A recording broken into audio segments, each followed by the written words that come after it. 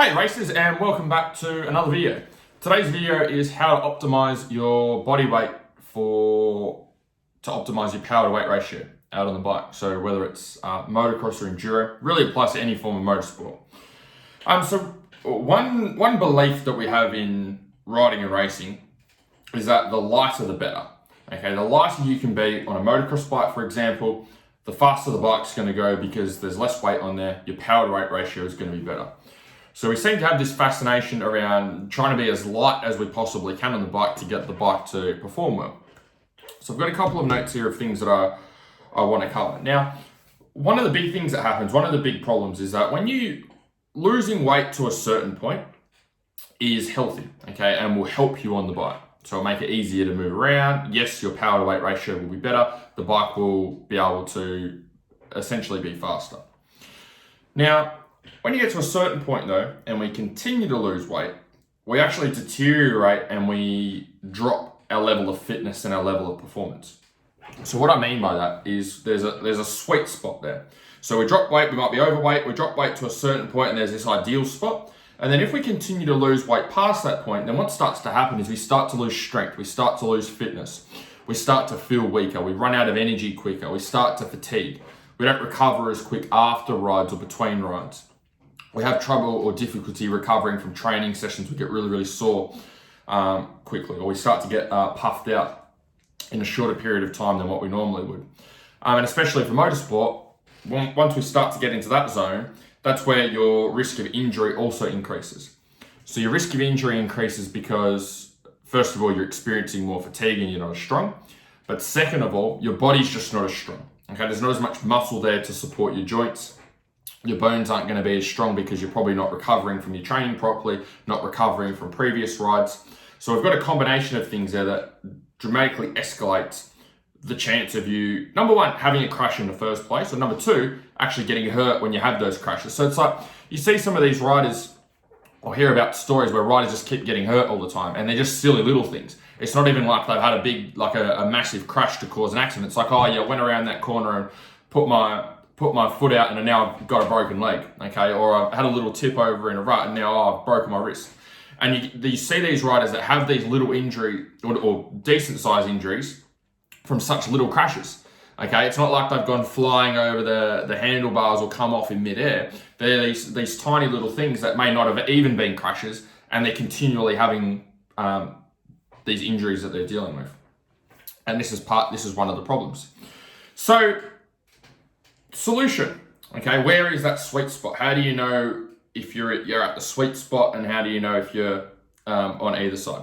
So generally, I don't focus, when we're talking about power to weight ratio, everyone's body weight is going to be different. So I'm 6'2", okay, so I'm reasonably tall compared to the average person.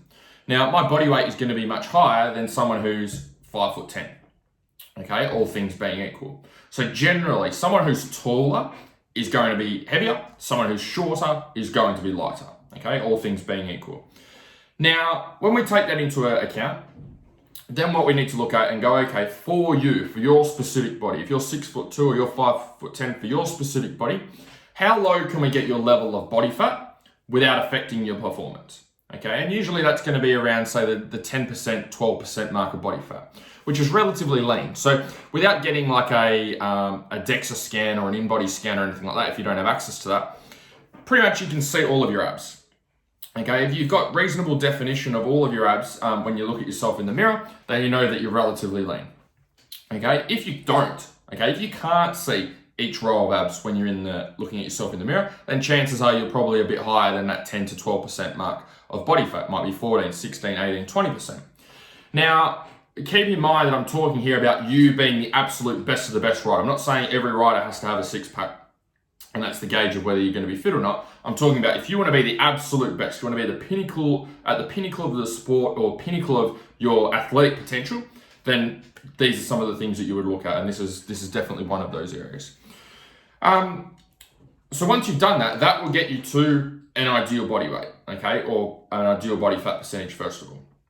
And once we're at that point, then we need to have a look at your fitness. So are you able to put in a full ride or a full race at race pace? Okay, so if you're finding that you can't put in a full ride at race pace, okay, you get really bad arm pump, your legs start burning, you start sitting down more, you get out of breath, whatever it is, then your fitness is not up to scratch.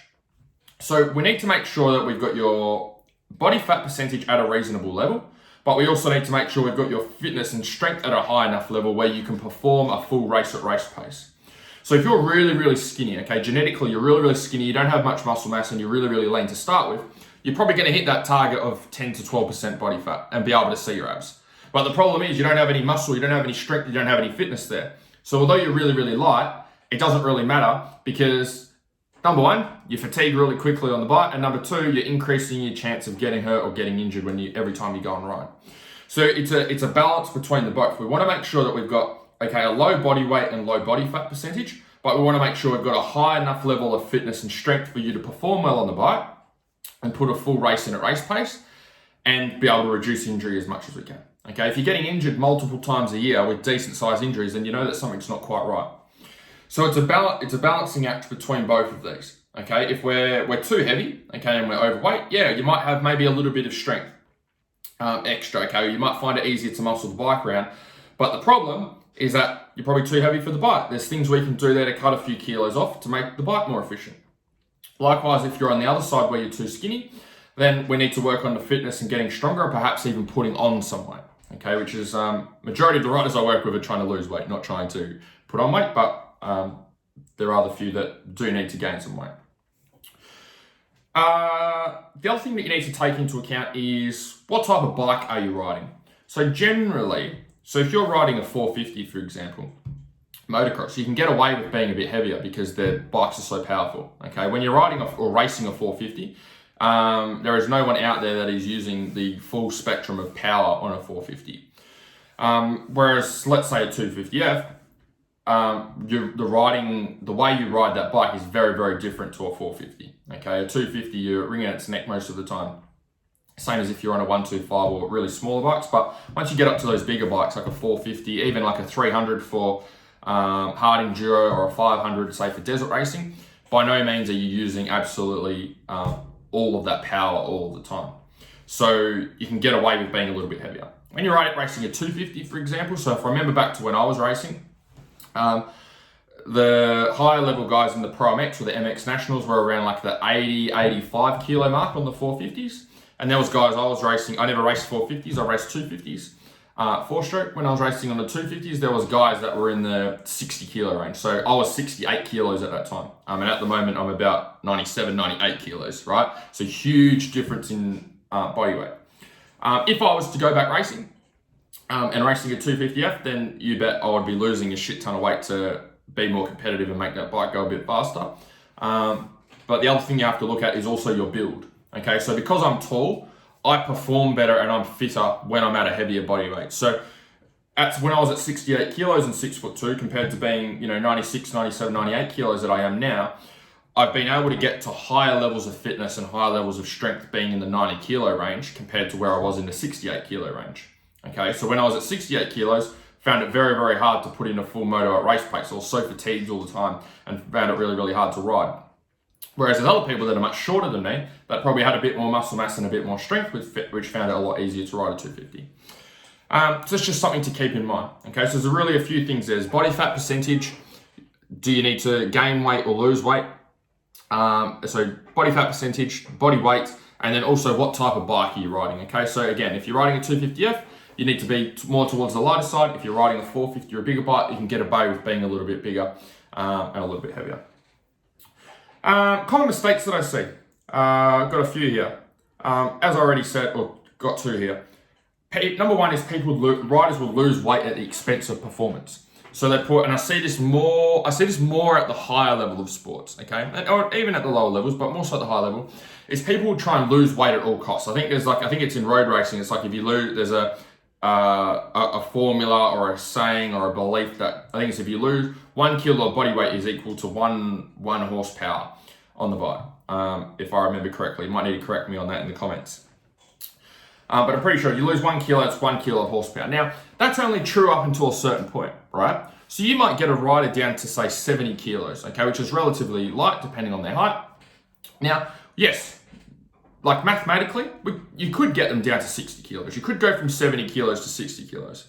But if that difference of going from 70 kilos to 60 kilos means they have a whole heap of brain fog, they can't focus on the track, they pull up really, really sore, the road racing bike that they're riding is really, really heavy, it feels really heavy for them, they get arm pump more, then those benefits have outweighed themselves. So you might gain 10 horsepower from being 10 kilos lighter and the bike's 10 horsepower quicker, but if you're making mistakes on every corner and you can't hold on for a full moto, and you pull up really sore and you're really fatigued between races and you make more mistakes, then that fraction of a second that you've made up from the extra 10 horsepower is well and truly going to be lost from all of the mistakes that you continue to make, let alone any crashes that cost you injuries and time off the bike as well.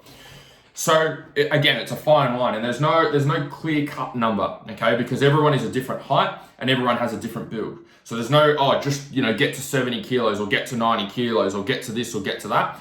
It's what works best for you. And the best way to find that with your training is to eat good quality food and do good quality training, okay? And what you'll find is your body will find its sweet spot, and you'll know when you've lost too much weight because you feel like shit all the time. You feel like sleeping and really lethargic. Your training numbers aren't going up, okay? You're not recovering between sessions. All your training feels like it's slipping backwards, not even just staying in the same spot. So you will know.